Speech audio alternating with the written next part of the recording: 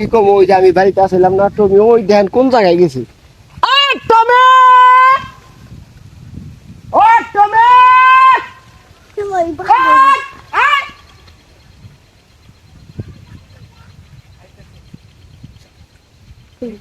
আমি বাড়িতে না থাকলেও মানে জায়গা জায়গা জায়গা এই একটা অবস্থা নিয়ে খুব বিপদের মধ্যে আছি।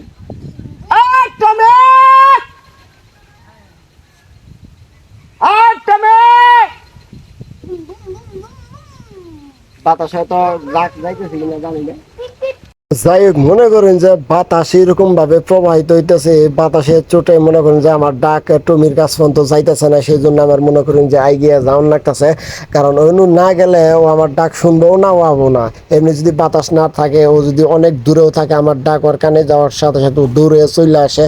তারপরে কি আর কমু, মনে করেন যে আমি নিজেই গেতাছি, না যাই তো আর উপায় নাই। ওরা তো আনন্দ লাগবো, কারণ ওরা আজকে গোসল করার লাগবো। কারণ ওর গোসল আজকে না করাইলে, যেহেতু অনেক আগে 7 দিন পর পর একটা গোসল করাই, সেজন্য আজকে গোসল করাইতেই হবো। সেই জন্য আমি নিজেই গেলাম ঘরে, আর ডাক পানি ওন থেকে ডাকতাছি। তারপরে মনে করেন যে শুনতেছে না বাতাস এরকম পরিমাণে। যাই হোক, কি আর কমো, ওর ডাকে খাড়ে এখানে ডাকতাছি।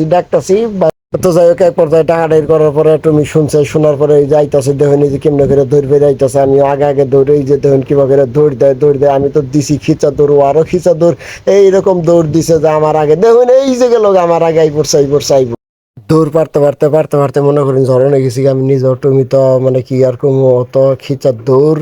আমি এখন ওরই আগে যাবার দিলাম যে তুই আগে যা। তারপরে আমি আস্তে আস্তে আইতাছি, দেখুন এই যে এই এই যাই হোক, বলতে খুব কাছেই আই পড়ছি।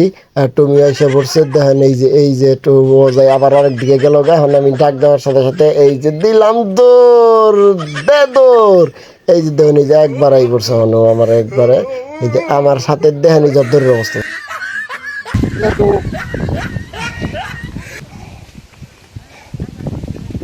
পানির মধ্যে দেখুন দেখাই সম্ভব। যাই কৌছে তো মনে করেন যে একাই পানি মধ্যে নেমে পড়তেছে, আমার আর কোনো বাড়তি পরিশ্রম করার নাই। আজকে মনে করেন যে টুইনা হাসে নামার নাগে নাই, কারণ ওরা গোসল করবার গেলেই ওর হাতে আমার যুদ্ধ করার নাগে। কি আর কমো, ওটা তো আপনারা দেখছি নিতে পূর্বেই। যাই হোক, আজকে যেহেতু একাই নামছে, সেই জন্য আমার আজকে বাড়তি একটা কোনো পরিশ্রম হয় নাই। এই জন্য আমি ওর এখন মনে করেন যে একটু মানে গোসল করাই দিয়ে শ্যাম্পু দিমু।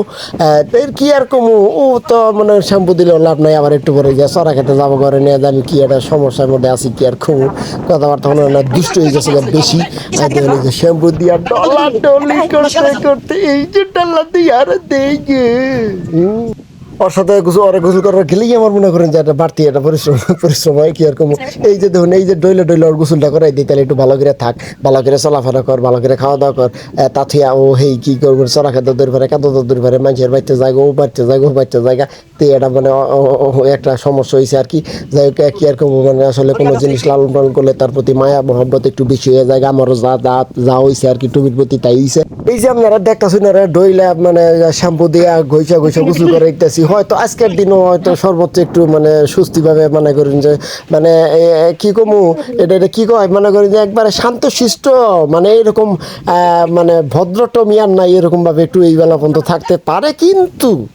কিন্তু কালকে সকালে তো কি করবো, কে চড়া খেতে যাবো না, কে দেবো না যাবো না, মাঝে বাড়ির ভিতর দূর পারবো, আমি কোহামু না।